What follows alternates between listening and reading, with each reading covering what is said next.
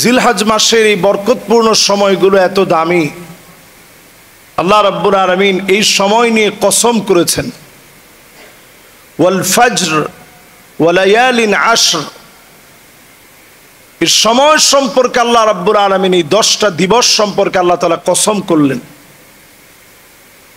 আমরা সাধারণত কসম করি আল্লাহ রাব্বুল আলামিনের নামে।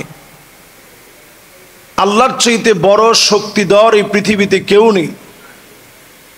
এজন্য কসম হওয়া লাগবে একমাত্র শুধুমাত্র কেবলমাত্র আল্লাহর নামে। ফামান কানা ইউহলিফ ফালইউহলিফ বিল্লাহ। যদি কেউ কসম করতেই চায়, কসম করা লাগবে শুধুমাত্র আল্লাহর নামে। কোনো পীরের নামে কোনো কসম করা কোনোভাবে জায়েজ নাই, হারাম। আপনি যদি কোনো পীরের নামে কসম করেন যে আমার পীর বাবার নামে কসম, এই কাজ জীবনে কোনোদিন আমি করি নাই, এটা সম্পূর্ণরূপে হারাম হবে, নিষিদ্ধ। আমরা অনেক সময় কোরআন নিয়ে কসম করি, কোরআন মাথায় নিয়ে কসম করি যে এই কোরআন মাথায় নিয়ে আমি কসম করলাম, এই কাজ আমি করি নাই। কোরআন আল্লাহ তাআলা এই জন্য দেয় নাই। কসম করতে হবে শুধুমাত্র আল্লাহর নামে। আরবের লোকেরা এক সময় বলতো ওয়ান নবী, নবীর কসম।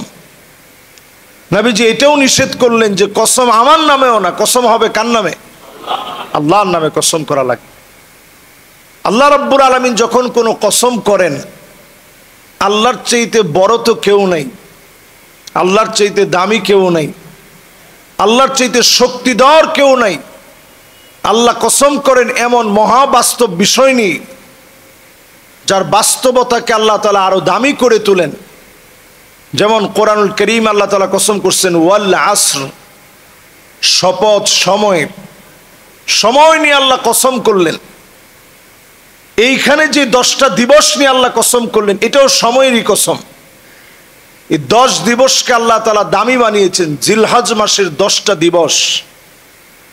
আজকের জুমা যেহেতু জিলহজ মাসের প্রারম্ভের একেবারে শেষ জুমা, আমরা জিলহজ মাস পাওয়ার আগেই নবী সাল্লাল্লাহু আলাইহি সাল্লাম যে আমলগুলো আমাদেরকে শিখিয়েছেন, এই আমলগুলো আজকে আমরা ইনশাআল্লাহ বাড়ি নিয়ে যেতে চাই। রাজি আছেন ইনশাআল্লাহ? আল্লাহর হাবিব ইরশাদ করেন, মা মিন আইয়ামিন আল আমালুস সালিহু ফিহা আহাব্বু ইলাল্লাহি মিন হাযিহিল আইয়াম, ইয়ানি আইয়ামাল আশর। 10 দিনের আমল আল্লাহর কাছে সবচেয়ে প্রিয়। এই 10 দিন আল্লাহর কোন গোলাম যদি আমল করে, ছোট ছোট আমলের কারণে, বড় বড় আমলের কারণে, অন্য সব সময়ের চাইতে এই সময়ের আমলগুলার কারণে বান্দাকে যিনি দামি বানায়া দিবেন তিনি কে? হাদিসটি সহিহ বুখারীতে আসছে, মুসনাদে আহমদে আসছে, তিরমিজিতে আসছে, সহিহ ইবনে হিব্বানে আসছে। অসংখ্য হাদিস গ্রন্থের ভিতরে হাদিসটি আসছে। আল্লাহর কাছে এই সময়টা সবচেয়ে দামি সময়। সময়ের ভিতরে 10 দিন, দিনের দিক থেকে আল্লাহর কাছে এতটাই দামি, এই জমিনের ভিতরে এর চাইতে দামি দিবস আর হতে পারে না। পড়েন আল্লাহু আকবার। এমন একটা সময়ের দিকে যখন আমরা আগাচ্ছি, এমন একটা সময় যখন আমাদেরকে আহ্বান করছে, আমাদেরকে ডাকছে ক্ষমা পাওয়ার জন্য, প্রথম আমলটাই হচ্ছে জিলহজ মাসে আমি আপনি প্রত্যেকে এ মাসের চাঁদ যখন উদিত হবে একটা দোয়া পড়ে নেওয়া। নবীজি যেই দোয়াটা পড়তেন, যদি আপনি আমি আরবিতে না পারি, বাংলায় অন্তত বলার চেষ্টা করি। দোয়াটা কি? নবীজি বলতেন আল্লাহু আকবার, আল্লাহু আকবার, আল্লাহু আকবার, আল্লাহুম্মা আহিল্লাহু আলাইনা বিল আমনি ওয়াল ঈমান ওয়াস সালামাতি ওয়াল ইসলাম ওয়াত তাওফীকি লিমা তুহিব্বু ওয়া তারদা রব্বি ওয়া রব্বুকাল্লাহ হিলালু রুশদিউ ওয়া খাইর। এই দোয়াটার বাংলা অর্থ হচ্ছে আল্লাহর কাছে আমি আপনি বলে নেওয়া, আল্লাহ আপনি সবচেয়ে বড়, আল্লাহ আপনি সবচেয়ে বড়, আল্লাহ আপনি সবচেয়ে বড়। আল্লাহ আপনি আমাকে একটা নতুন চাঁদ দিয়েছেন, নতুন একটা মাস আল্লাহ আপনি আমাকে দান করেছেন। এই মাসের পূর্ণ বরকত আল্লাহ আপনি আমাকে দান করেন, নিরাপত্তার চাদরে বেষ্টিত করেন। এই মাসটাকে আমার জন্য শান্তিময় করে দেন। আল্লাহ চাঁদেরও মালিক আপনি, আমারও মালিক আপনি। এই মাসে পছন্দনীয় কাজগুলা করার তৌফিক দান করেন। যেই কাজে আল্লাহ আপনি খুশি হবেন এমন কাজগুলা বেশি বেশি করার তৌফিক দেন। এই চারটাকে, এই মাসটাকে আমার জন্য কল্যাণকর বানায় দেন। এই দোয়া আল্লাহর যে গোলাম পড়বে পুরা মাসটাকে আল্লাহ পাক নিরাপত্তার চাদরে বেষ্টিত বানায় দিবে। সুবহানাল্লাহ। জিলহজ মাসের প্রথম আমল চাঁদ নিজে দেখে এই দোয়াটা পড়ে নেয়া। কাজটা সহজ না কঠিন? আমরা এই সুন্নাহটা এখন ছেড়েই দিয়েছি। যদি মেঘাচ্ছন্ন আকাশের কারণে দেখতে না পারেন, অন্তত আপনি ছাদের উপরে উঠলেন, ট্রাই করলেন, যতটুকুন চেষ্টা আপনি করছেন চারটা দেখার জন্য, দোয়াটা তখন পড়লেন। এই পড়ার মধ্য দিয়ে আমার আপনার সওয়াবের একটা দরজা খুলে যাবে। এ মাসকে যিনি বরকতে পরিপূর্ণ করবেন তিনি কে? দ্বিতীয় নম্বরে, জিলহজ মাস আসার সঙ্গে সঙ্গে পারলে রোজা রাখা শুরু করবেন। আল্লাহর নবী টানা 9 দিন রোজা রেখেছেন। জিলহজ মাসের শুরু থেকে নিয়ে 9 জিলহজ পর্যন্ত রোজা রাখবেন। এই আমলটা আপনি যদি করেন, আল্লাহর নবীর সুন্নাহ মানলেন, জিলহজ মাসে রমাদানের পরে মোবারক এই জিলহজে বরকতপূর্ণ রোজা রাখার মধ্য দিয়ে আপনার গুনাহগুলা যিনি মাফ করে দিবেন তিনি কে? আরেকটা সুযোগ, রমাদানে আমরা রোজা রাখছি, এই রোজার পরে নফল রোজার একটা সুযোগ, অনন্য সুযোগ আমাদের জন্য, জিলহজে টানা 9 দিন রোজা রাখা। যারা পারবেন নিয়ত করে ফেলবেন যে টানা প্রতিদিন ইনশাআল্লাহ রোজা রাখবো। রোজা রাখা কঠিন কিছু না, আপনি শুধু একটু অভ্যাস করেন, দেখবেন সহজ হয়ে যাবে।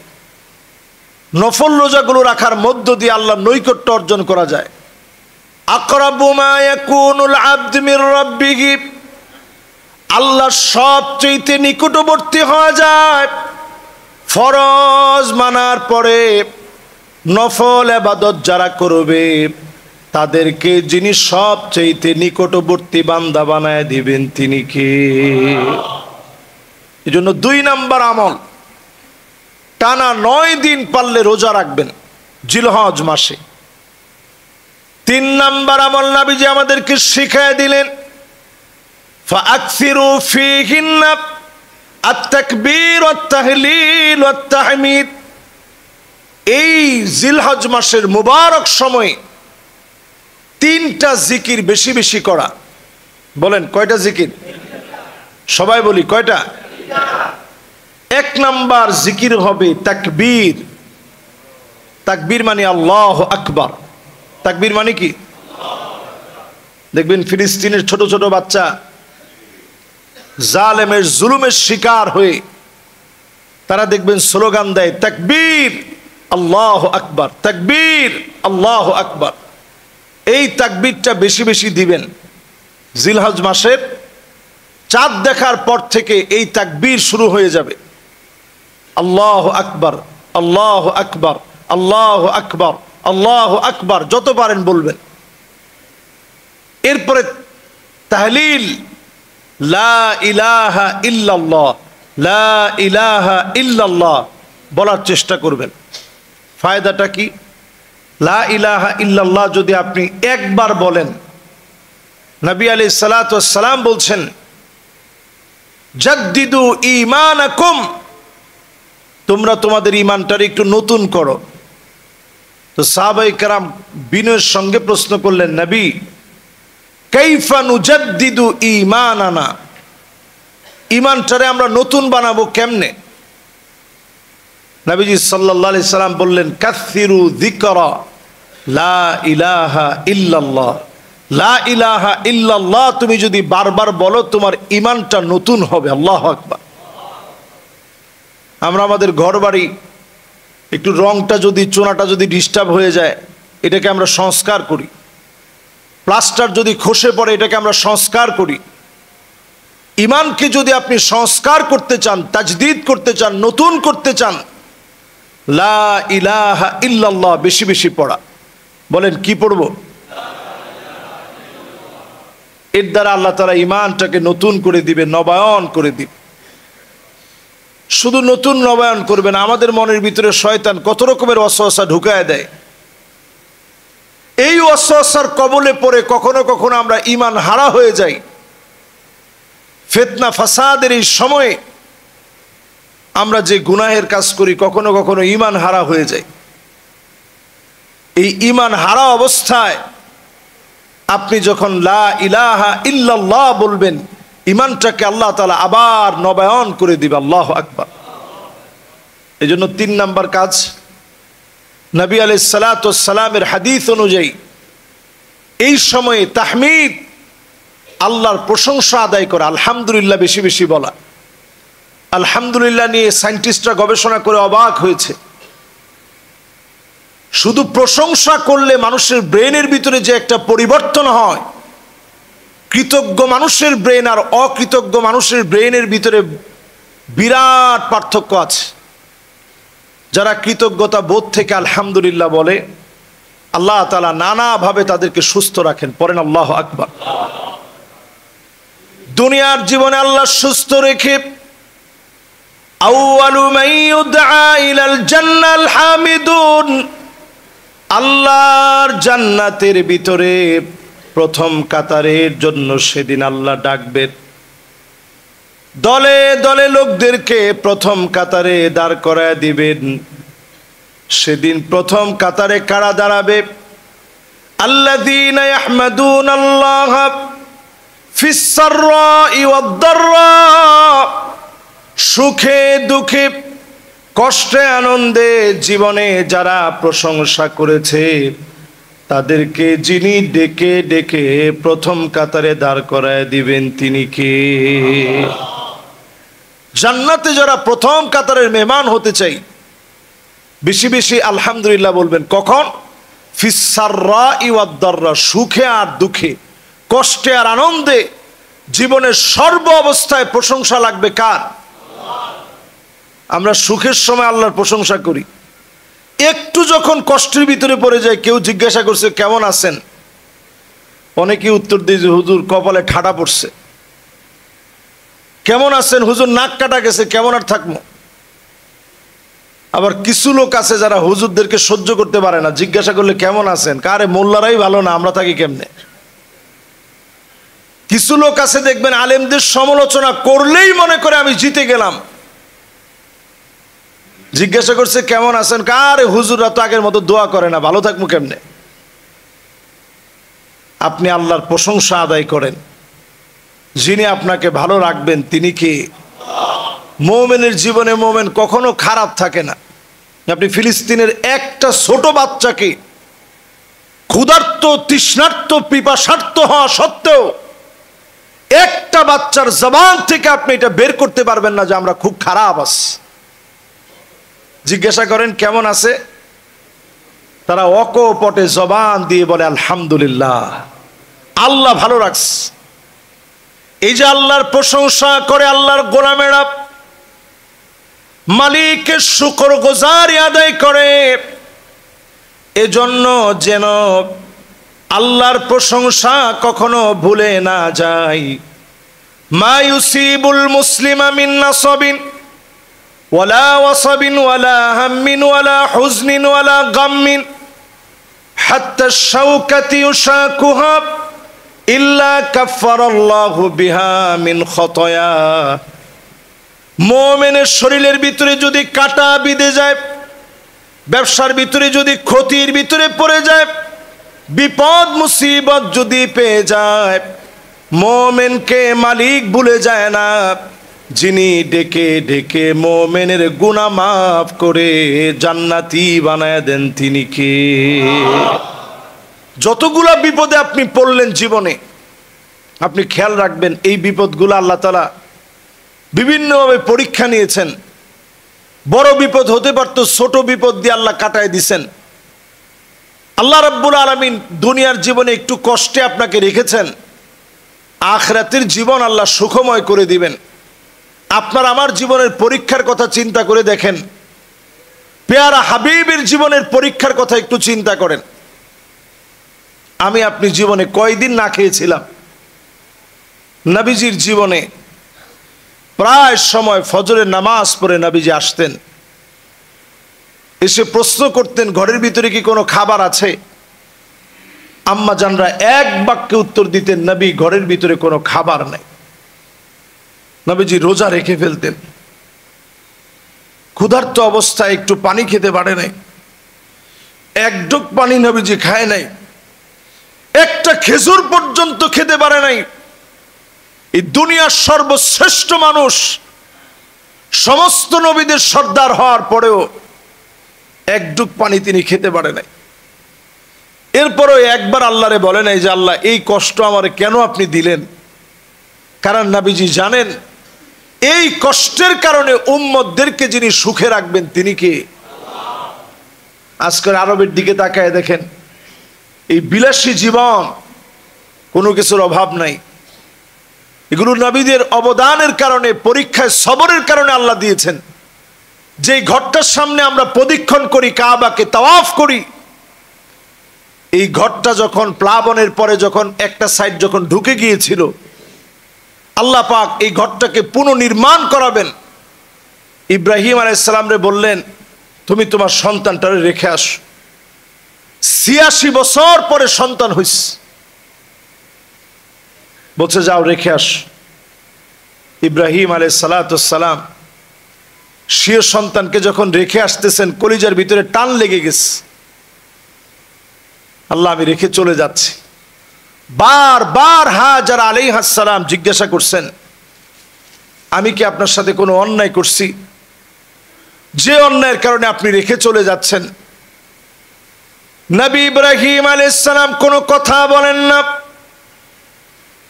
হাজার আলাইহিস সালাম বললেন আমি কি আপনাকে ব্যথা দিয়েছি? কোনো জবাব নাই। আমার কোনো ব্যবহারে আপনি কষ্ট পেয়েছেন? কোনো জবাব নাই। এবার যখন নবী ইব্রাহিম আলাইহিস সালামকে প্রশ্ন করা হলো, আল্লাহ পাক কে আপনাকে অর্ডার করেছে মরু প্রান্তে রেখে যেতে? নবী ইব্রাহিম আলাইহিস সালাম চুপ থাকতে পারে নাই, জবাব দিলেন হ্যাঁ আল্লাহ আমাকে অর্ডার করেছে।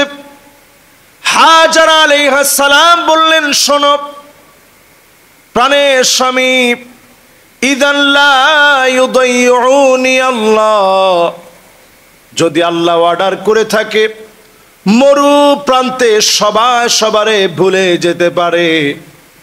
স্বামী তার স্ত্রীরে ভুলে যেতে পারে, স্ত্রী তার স্বামীকে ভুলে যেতে পারে। এই মরু প্রান্তে আমার একজন মালিক আছে, তিনি আমার আল্লাহ। কশিনকালেও তিনি মরু প্রান্তে আমাকে ভুলে যাবে না। এ কথা আল্লাহর এত পছন্দ লেগে গেছে, আল্লাহ একটু পরীক্ষা নিলেন যে দেখি কতক্ষণ আমারে তুমি মনে রাখো। হাজার আলাইহিস সালামের কাছে একটুখানি খেজুর, সামান্য কিছু পানি ছিল। ফুরিয়ে যাওয়ার পরে শিশু বাচ্চা যখন ক্ষুধার যন্ত্রণায় ছটফট করছে, মায়ের বুক থেকে যখন খাদ্য বন্ধ হয়ে গেছে, হাজার আলাইহিস সালাম পানির জন্য ছুটাছুটি শুরু করছে। এই সাফা আর মারওয়াতে যেখানে আমরা এখন দৌড়াই, সবুজ বাতি দেওয়া আছে, দেখছেন না আপনারা?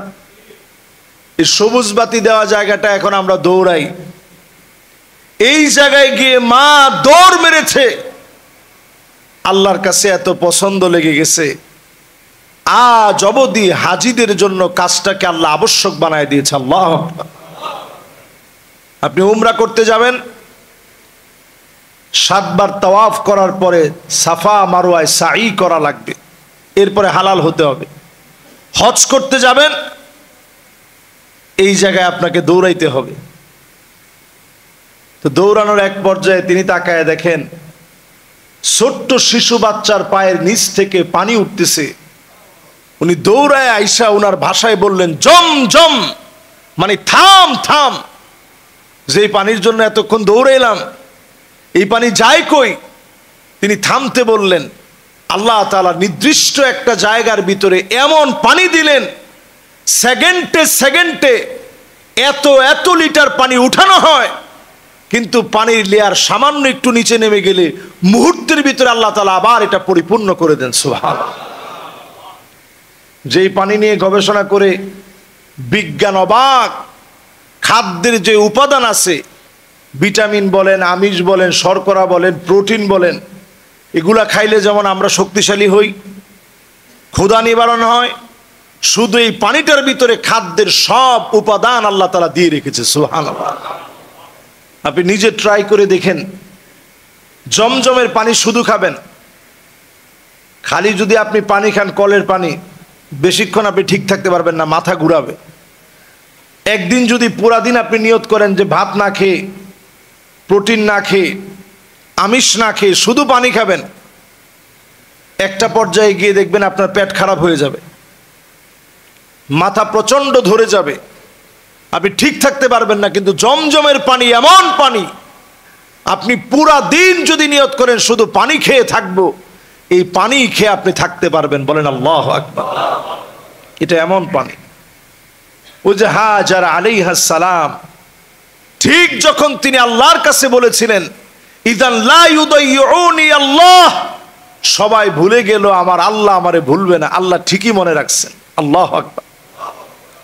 এই জিলহজ মাসের মোবারক বরকতপূর্ণ আরো একটি আমল হচ্ছে, যারা নিয়ত করছেন কোরবানি দিবেন,